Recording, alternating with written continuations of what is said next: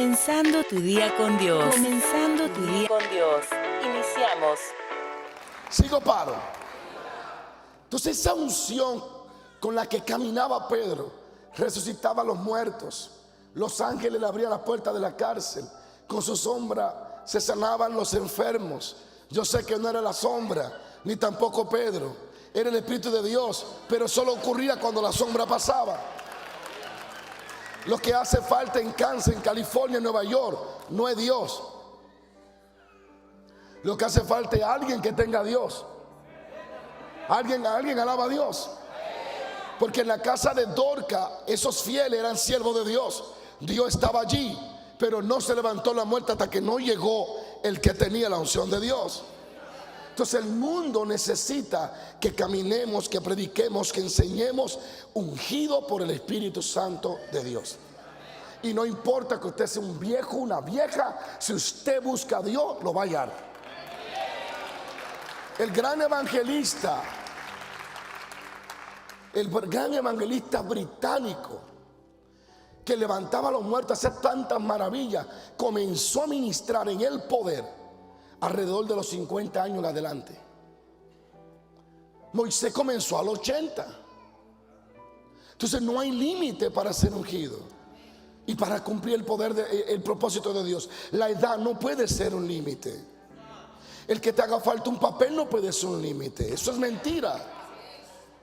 El límite lo pondrás tú. Dios está dispuesto a ungirte, a bendecirte, a que pase de boca un milagro a convertirte en el milagrero, en la unción. Gracias por su entusiasmo. Entonces Pedro era un hombre que caminó bajo esa unción. Ahora, ¿cuál fue el precio que pudo pagar Pedro? Le voy a mencionar 3 o 4 puntos rápido. El primer precio que Pedro tiene que pagar lo comienza a reflejar en la pesca milagrosa, cuando dice: dejándolo todo, le siguió. Gracias por su entusiasmo. Tú nunca alcanzarás lo de Dios hasta que no pierda la visión en lo tuyo. Mientras estés andando con un espejo, no se refleja Dios en tu rostro. Cuando Pedro lo dejó todo por él, tomó la decisión de no vivir su vida, sino la vida de Dios. De no vivir sus sueños, sino el sueño de Dios. De no vivir para él, sino para el plan, el propósito de Dios en su vida. Pablo dijo: ya no vivo yo, Cristo vive en mí. Es un punto rápido. Es importante entender que si Dios te llamó a tiempo completo, o si quieres ser usado por Dios en cualquier área, tendrá que sacrificar tu vida. Tendrá que sacrificar tu estilo de vida. Tendrá que dejar cosas que te gustan, pero que a Dios no le gustan. Tendrá que dejar de perseguir tu visión para perseguir la visión de Dios. Es decir, tienes que olvidarte de ti y solo viva Él.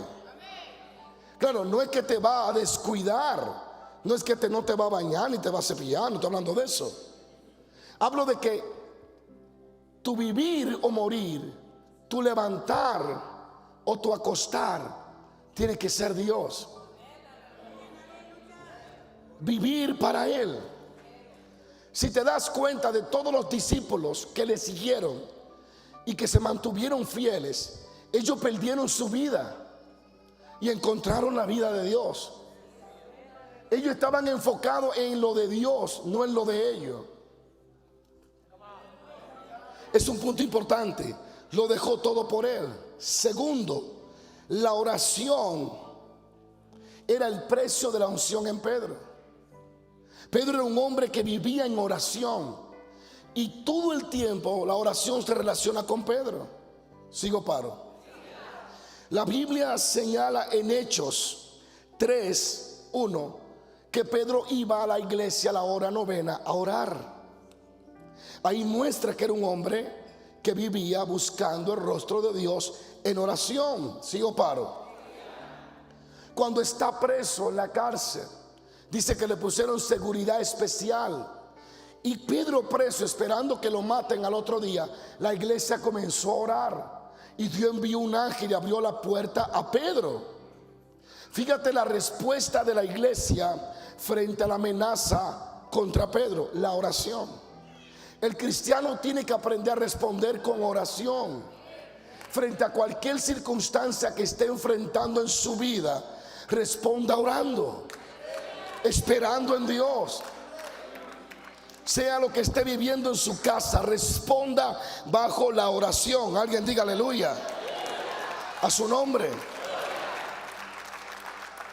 Cuando Dios le habla a Pedro y el Espíritu Santo le dice que vaya a la casa de Cornelio, ahí donde cayó el poder del Espíritu Santo, cuando él desciende, que termine ese avivamiento, o él termina de ministrar y se va de la casa de Cornelio, llegó a Jerusalén. Y los fieles de Jerusalén, religiosos, lo confrontaron. Le dijeron: ¿qué hacías tú con los gentiles? ¿Cómo tú te metes debajo del techo de una gente que Dios no quiere nada con ellos? Porque eran gente llena del Espíritu Santo. Eran gente cristianas que habían recibido el bautismo, pero estaban cegados por la religiosidad. Porque hay un peligro, hay gente que creen que solo ellos merecen la unción y que Dios es Dios de los pentecostales. No, Dios no es Dios de los pentecostales, Él es Dios de todos. Sigo paro. Entonces, cuando confrontan a Pedro y lo quieren cuestionar el por qué el pastor principal se junta con los gentiles, con esos incircuncisos, con esos perversos, Pedro dice: espérense, déjenme explicarle. Fue el Espíritu Santo que me envió. Y él le cuenta la historia. Y él dice: yo estaba orando. Eso está en Hechos 11:5. Dice Pedro: estaba yo en la ciudad de Jope orando y vi un éxtasis, tuve una visión. Pedro siempre se relaciona con una vida de oración. Le estaban preparando un desayuno o un almuerzo, y era un hombre que oraba tanto que mientras se cocinaba el arroz, él dijo: voy a aprovechar para orar. Era un hombre que estaba envuelto en la oración constante. No habrá unción si no se paga el precio de la oración. No habrá vida de Dios si no se ora. No habrá libertad si no se ora. Gracias por su entusiasmo. Cuando la gente no tiene vida de oración, se duerme en los servicios, deja de interesar en la cosa de Dios, se vuelve loco y habla disparate que no están en la Biblia. Cuando el hombre ora y escudriña las escrituras, recibe ciencia y sabiduría del Espíritu. Hay alguien que alaba a Dios. Así que Pedro le dice a ellos: yo estaba en Jope, en la casa de un cierto curtidor, ahí estaba orando cuando el Espíritu Santo me habló. Así que todo lo que pasó allí, que cayó el poder de Dios, y él le dice: y lo bautizó el Espíritu Santo. Ahora, ¿ustedes quieren oponerse a eso? Y ellos dicen: no, si el poder de Dios cayó, ya no hay que discutir. Fíjate, estaban llenos de religiosidad. Posiblemente habían 2 o 3 chismosos que decían: vamos a remover a Pedro del pastorado y a buscar otro pastor. Y querían contender con el hombre de Dios. Y el hombre de Dios no le responde discutiendo. Le dice: miren lo que pasó. Todos fueron llenos del Espíritu Santo. Todos hablaron en lengua. ¿Qué hicieron ellos? Se callaron. Esa es la respuesta que debe de dar a los religiosos: poder de Dios. Esa es la respuesta que debe de dar a los ateos: poder de Dios. A su nombre. Sigo paro. Tenía una vida de oración. Él dice que él estaba orando. Aleluya. Sin una vida de oración no habrá una vida de unción. No hay vida de unción si no hay una vida de oración. La oración es un deleite, pero también un sacrificio. Un sacrificio de tiempo. ¿Cuánto bendicen a Dios? Cuando usted quiere una vida de oración, tiene una vida de oración, tendrá una vida de visión, una vida de unción, una vida de revelación, una vida de manifestación, una vida de poder. ¿Cuántos dicen amén? Dile al que te queda al lado, la vida de oración traerá una vida de unción. Pedro jamás negoció su vida de oración, porque el negociar su vida de oración era despedirse de una vida de unción. El dejar de pasar tiempo con Dios para pasar tiempo innecesario con los hombres es dejar de pasar tiempo con lo sobrenatural. Y los resultados que vamos a comenzar a tener por dejar de pasar tiempo con Dios para pasar tiempo con los hombres es que vamos a tener una vida llena de teología muerta y de religiosidad. Aleluya. Le estoy hablando a alguien aquí hoy.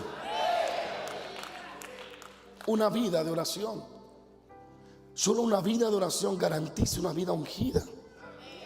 En Hechos 6:4, cuando se desatendían las viudas y quisieron hacer un alarme, que las viudas no comen, y alguien dijo que los apóstoles vengan a hacerle comida, porque ellos son los servidores, son los ministros. Pero digo, no, búsquense 7 diáconos, unjámoslo, y que ellos repartan la comida, porque no es justo que dejemos de orar y de escudriñar las escrituras para ponernos a servir comida en la mesa. ¿Alguien puede alabar a Dios? Uno tiene que aprender a definir quién es uno en Dios, porque a veces uno puede invertirle tiempo a cosas que le quita el tiempo de Dios. Y uno, en el afán de la vida, en el afán de aquí, de allá, de crecimiento, uno descuida la vida de oración. Y al descuidar ese tiempo con Dios, todo comienza a desmoronarse alrededor de ti. Sigo paro. Este fue tu programa Comenzando tu Día con Dios.